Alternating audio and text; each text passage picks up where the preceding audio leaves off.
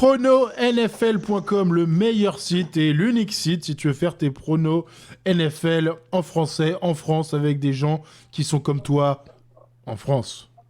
C'est génial, il faut que tu ailles t'inscrire tout de suite. Notre chaîne YouTube, elle ne sert pas à rien. Il faut liker cette vidéo et t'abonner, ça coûte 0€, mais c'est bien pour nos égos. Avec moi, nos experts de toute la France et une partie de l'Europe, même si c'est une petite partie, c'est l'Europe quand même. Ça y est, on a perdu le Pays Basque. Voilà, Olivier Rival, 1 an de plus. Il s'écarte de plus en plus de la technologie avec l'âge, c'est normal, c'est naturel. C'est ça. Mon téléphone vient de mourir. Yellow, à chaque fois que tu l'entends, il est sur un média différent. Et à chaque fois qu'il vient au Pro de NFL, il est dans une pièce différente. Et ça, c'est la classe quand même.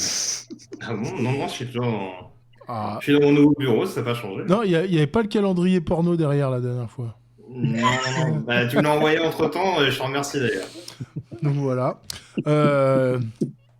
Il est en direct d'une prison en Belgique. Vous le reconnaissez au mur gris. C'est Rémi. Exactement. Voilà. Et il sort du lit, puisque derrière lui, son lit n'a pas été fait. C'est Scooby. C'est un canapé. Voilà. Quel entame. Voilà. Bon. Faut bien qu'on s'amuse. À défaut d'avoir beaucoup de matchs, on a beaucoup de talents parmi nous pour parler du Divisional Round. Le Divisional Round n'a aucun rapport avec les divisions. C'est juste un nom, t'inquiète pas. Le football américain, la NFL, c'est 2 conférences, l'AFC et la NFC. Et je trouve que nos experts ont des préférences et des spécialités. Et pour parler de l'AFC, l'American Football League, nous avons Olivier et Rémi. Messieurs, c'est à vous. Ouais, ben voilà, on va commencer par le match qui nous semble être le plus évident, sans doute du week-end, entre les Chiefs et les Browns. Ben voilà, je pense que les Browns ont créé l'exploit une fois. Ils ont profité d'un carton assez exceptionnel des Steelers qui leur ont fait quelques cadeaux plutôt sympas. Et même avec 28 points d'avance à la fin du premier quart, on a vu que ce n'était pas si évident pour les Browns de s'en sortir. Cette fois-ci, j'imagine que les Chiefs ne feront pas autant d'erreurs. J'imagine très mal Mahomes balancer 4 interceptions. Il en a envoyé 6 sur la saison. Ce sera un peu dur pour lui. Et donc voilà, je pense que les Chiefs n'ont pas tremblé, ils risquent de rouler sur les Browns qui n'ont pas une défense armée pour l'arrêter. Et en face, les Browns peuvent peut-être espérer tenir le coup une mi-temps, peut-être en ayant une attaque aussi efficace qu'ils l'ont eu contre les Steelers, parce que c'est vrai qu'offensivement, c'était plutôt pas mal. Mais je ne les vois pas tenir plus d'un quart temps ou deux. Je ne sais pas ce qu'en pense Olivier, mais j'imagine qu'il est assez d'accord avec moi en règle générale. Bah oui, je pense que effectivement, tu as bien résumé la situation. Pour que les Browns gagnent, il va falloir qu'ils fassent un festival offensif et qu'ils aillent chercher un match avec des tonnes de points parce que je les vois absolument pas freiner Mahomes et l'attaque des Chiefs. Mais ont-ils les moyens d'aller au niveau des Chiefs du point de vue offensif? J'en doute quand même assez fortement. Ils ont eu quand même pas mal de chance dans ce match contre les Steelers avec un départ à 28-0 qui était complètement hallucinant. Ça va certainement pas leur arriver à nouveau contre Kansas City. Donc effectivement, ça s'annonce quand même difficile pour les Browns. Après, bon, les Browns, ils n'arrêtent pas de surprendre cette année. Alors que bon, ils ont peut-être une toute petite chance, mais franchement, j'y crois pas. Des 4 matchs du week-end prochain, je pense que ça risque d'être celui où il y aura le moins de suspense. Donc là, je suis d'accord avec toi. Pour moi, ça va être une victoire pour Kansas City. Ouais, le seul point positif pour les Browns, je pense que c'est la seule équipe qui n'a absolument aucune pression ce week-end. Effectivement, ils arrivent en outsider complet et il y a 3 équipes dans l'AFC qui doivent gagner et il y en a une qui est un peu là pour faire de son mieux, on va dire. Par contre, pour le match suivant entre les Bills et les Ravens, je vais te laisser commencer, mais c'est un match beaucoup plus intéressant. Je ne suis pas sûr qu'on soit d'accord sur le pronostic. Alors effectivement, il y a le gros match pour moi du week-end, enfin celui qui me paraît être le plus intéressant, qui va être la réception des Ravens par les Bills de Buffalo. Je pense que déjà les Bills sont un petit peu déçus parce que ils espéraient sans doute jouer les Steelers contre lesquels il y avait sans doute un match-up un peu plus positif pour eux. contre les Ravens, ils vont tomber contre une équipe qui est un peu une nouvelle version des Colts qui leur ont posé pas mal de problèmes la semaine dernière. Et les Ravens risquent d'arriver avec le même plan de jeu, c'est-à-dire essayer d'être devant, essayer de faire du ball control, essayer de beaucoup jouer à la course pour empêcher Allen de remettre la balle sur le match, la main sur le match. Ça a failli marcher pour les Colts. Lamar Jackson s'est rassuré en playoff contre Tennessee, donc ils viennent sûrement avec des vraies ambitions. Les Bills ont eu une alerte, ils sont passés, ils savent sans doute là où ça a pêché, notamment sur le jeu de course. Et là, ils ont un problème parce que en plus ils ont blessé Moss, donc il va falloir qu'ils jouent avec Singletary et sans doute un rookie. Ça va être un petit peu compliqué d'installer le jeu de course, mais il va falloir qu'ils fassent des efforts dans ce système-là, parce que Allen va pas pouvoir gagner le match tout seul à nouveau. Ils vont aussi avoir besoin de la défense. Là, il va falloir surveiller de très très près Lamar Jackson. Donc voilà, c'est un match qui va être intéressant avec des vrais match-up. Comment les Bills vont essayer de stopper Jackson? Est-ce que les Bills vont arriver à installer du jeu de course? Donc un match très serré. En plus, en joker, il va y avoir la météo parce qu'il y a de la neige qui est annoncée samedi soir à Buffalo. Donc ça risque aussi de perturber pas mal les équipes. On sait que Lamar Jackson n'a jamais joué sous la neige. On sait que pour le jeu de Allen, avec beaucoup de passes, c'est pas forcément non plus des conditions idéales. Donc ça peut aussi influer sur le cours de ce match. Donc voilà, un match à mon avis très très ouvert. Je donne les Bills parce que ça se passe chez eux, parce qu'ils ont pu montrer aussi pas mal de ressorts, gagner des matchs serrés, trouver des solutions un petit peu créatives par moment.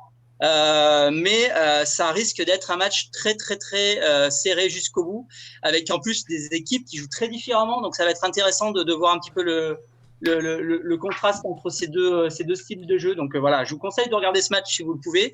Et moi je joue les Bills. Alors je sais pas ce que t'en penses, toi tu vas peut-être jouer les Ravens pour le coup. Ouais, j'ai longuement hésité. J'avais aussi mon petit avantage pour les Bills. Et puis, ils m'ont pas spécialement convaincu. Effectivement, le week-end passé, ils ont été bons, ils ont fait ce qu'il fallait, mais ils se sont fait peur. Les Colts leur ont un peu offert le match, selon moi. Et donc, voilà, je donne mon petit avantage aux Ravens qui, eux, ont été plutôt convaincants, surtout défensivement. C'était très, très solide. Offensivement, c'est vrai que Lamar, c'est son jeu au sol qui est revenu au final par les airs. C'est toujours pas ça. Je suis pas convaincu qu'il puisse faire mal par les airs. Après, c'est vrai qu'il peut trouver ses tight ends. Il n'a pas de mauvais receveurs. Mais malgré tout, au niveau des stats, c'est vraiment pas ça. Je pense qu'ils sont derniers au niveau de la passe et sont premiers au niveau de la course. Donc c'est vrai que c'est une équipe qui n'est pas très équilibrée. Mais là où je les vois peut-être faire mal, effectivement, tu l'as dit, le temps, c'est peut-être un temps où il faudra courir. C'est vrai qu'au niveau de la course, ils peuvent faire très mal aux Bills. Mais si les Bills doivent uniquement défendre la course, ils en seront capables. Ce qu'il faut, c'est que Lamar commence à trouver ses cibles. Si c'est le cas, ça va être compliqué pour les Bills de bloquer les Ravens. Et en face, on a effectivement une défense des Ravens qui fait très mal, mais on a une attaque des Bills qui est aussi dangereuse.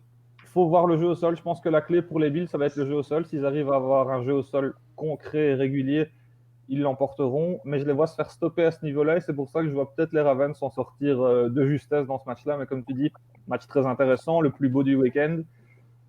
Pour moi, le seul qui est très très compliqué à pronostiquer. Mais voilà, petit avantage Ravens de par la forme qu'ils ont. Ils ont eu un test face à Tennessee, qui est une équipe qui a aussi un gros running game, qui a aussi une grosse défense. Donc c'est un chouette test pour eux. Ça s'est plutôt bien passé. Et donc voilà, avantage Ravens, mais de nouveau, c'est du 50-50. Et j'ai hâte de regarder ce match-là, effectivement. Les pronostics de ce match de vos autres experts, c'est sur prononfl.com. Et bien sûr, il y aura aussi mes pronostics qui arriveront. C'est ceux qu'il faut suivre, bien entendu. La NFC, la National Football Conference. Voilà. Avec... pas sûr de toi, je crois. J'ai eu ce qu'on appelle un mind fart. Voilà, c'est un pet de cerveau en anglais. C'est vraiment quand t'as une petite bulle d'air entre deux pensées. J'espère que c'est pas pareil. Voilà. Yellow, il est là, il est dynamique. Sa fille Scooby finit de se réveiller. Ça va ? Ça va, c'est à toi, Scooby. Et ils vont nous parler de la NFC. Messieurs, c'est à vous. Ouais, bah écoute, avec des matchs quand même assez intéressants, mon petit Scooby, sur ce week-end. Packers, Rams et Saints Buccaneers. On va commencer par le match qui aura lieu samedi, donc à 22h, entre les Packers et les Rams. Les Packers qui ont donc terminé avec le meilleur bilan de la conférence nationale et qui ont plutôt pas mal terminé et qui se retrouvent face à des Rams qui ont plus ou moins créé la surprise à Seattle la semaine passée, notamment grâce à une bonne défense et un gros jeu au sol. A priori, au moment d'affronter le probable MVP, en tout cas un des deux gros candidats et le run-stop un petit peu en dilettante de Green Bay, il va peut-être falloir avoir les mêmes ingrédients. Ouais, non, mais c'est vrai que ça va être un match-up très intéressant, surtout que, petite stat du jour, c'est la première fois depuis l'AFC Championship 2011, soit les Steelers contre les Jets, où un joueur, un receveur, à savoir Davante Adams, a scoré plus de touchdowns à la passe qu'une équipe en a encaissé à la passe, et à savoir les Rams. Et ça va vraiment être un match-up attaque contre défense. D'un côté, on a Jalen Ramsey qui n'a pas encaissé plus de 50 points quand il était 50, à part contre Amari Cooper, plus de 50 yards quand il était en man-to-man sur un joueur. Donc pour moi, c'est vraiment la clé de ce match. Est-ce que ils ont réussi à créer la surprise, les Rams, en étant très bons défensivement et en ayant réussi à driver la balle de temps en temps sur Seattle? Euh, je crois que Goff va encore starter le match et je crois que c'était un peu compliqué pour lui, surtout quand il y a de la neige. De ce que j'ai compris, il était à 5 interceptions, 0 TD, 35 yards dans les matchs où il fait très froid et on sait que Green Bay à cette période de l'année, c'est vraiment pas l'idéal. Maintenant, voilà, pour moi, les Rams doivent rester dans le même plan de jeu. On sait qu'Aaron Donald ici blessé, mais il devrait être présent dimanche, enfin samedi, pardon. Voilà, pour moi, tout le match va se jouer. Est-ce que Green Bay va réussir? Enfin, est-ce que si les Rams veulent avoir une chance, est-ce qu'ils vont réussir à stopper est-ce qu'ils vont réussir à ralentir suffisamment l'attaque de Green Bay pour scorer un petit peu en offense? Parce que la défense de Green Bay aussi est loin d'être mauvaise, quoi. Oui, non, non, très clairement. C'est vrai que j'accentue sur le run-stop. Alors, c'est pas systématique qu'il soit marché dessus non plus. C'est vrai qu'on reste beaucoup sur la prestation, notamment d'Alvin Cook sur le match du côté du Lambeau Field. Mais en effet, voilà, ça ne démérite pas non plus sur chaque rencontre.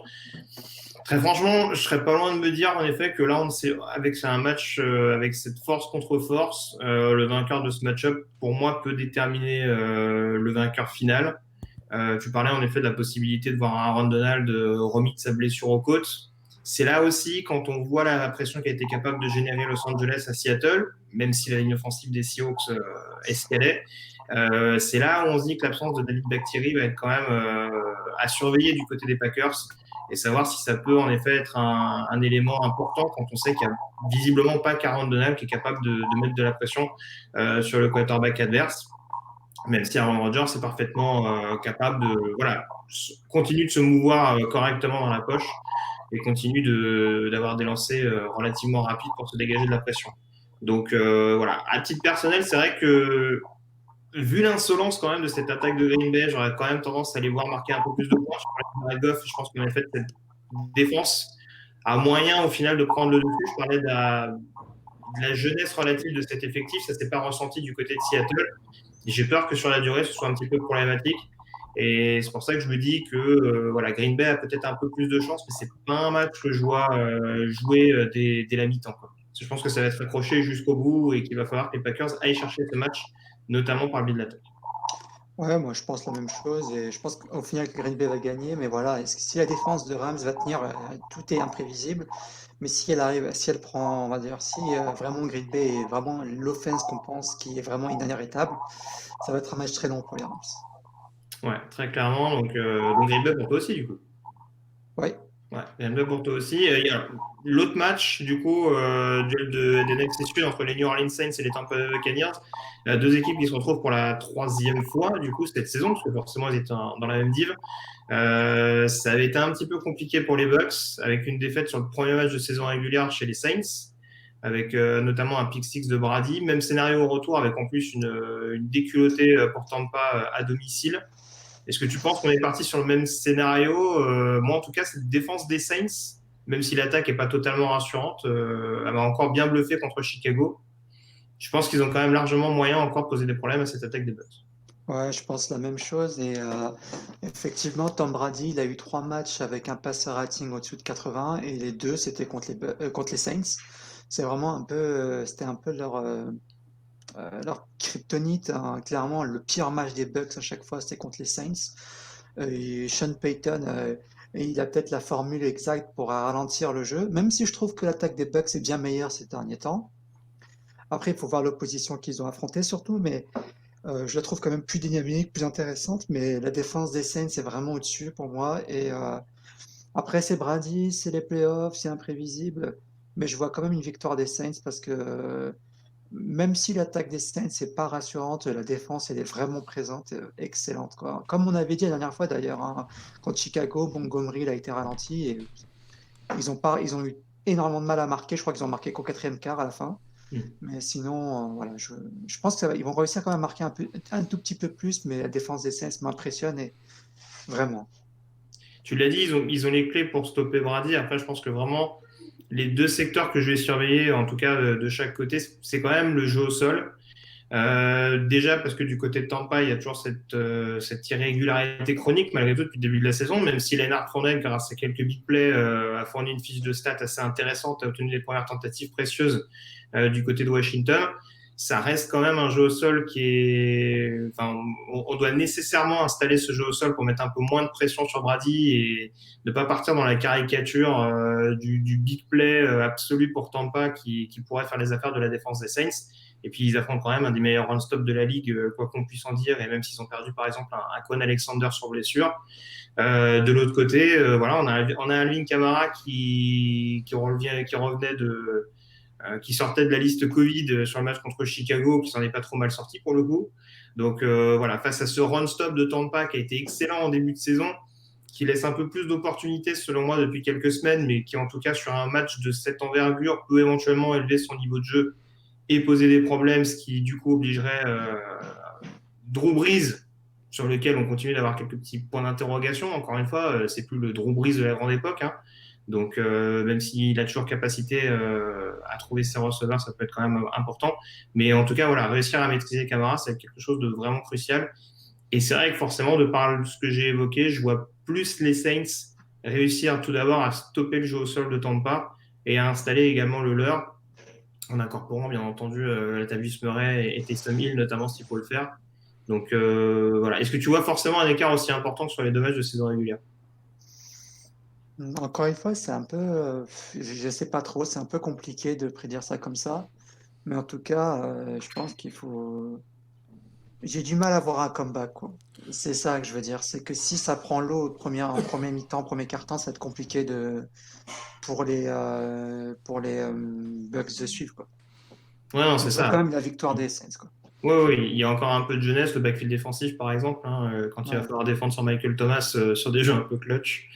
En effet, si New Orleans se détache assez vite, ouais, ça peut être un peu compliqué. Bon, bah, Green Bay et New Orleans, du coup, pour tous les deux, en l'occurrence, Voilà. Est-ce que vous pour cette finale et ce remake de saison régulière. est-ce que vous pensez que si Tom Brady perd, c'est son dernier match qu'il arrête?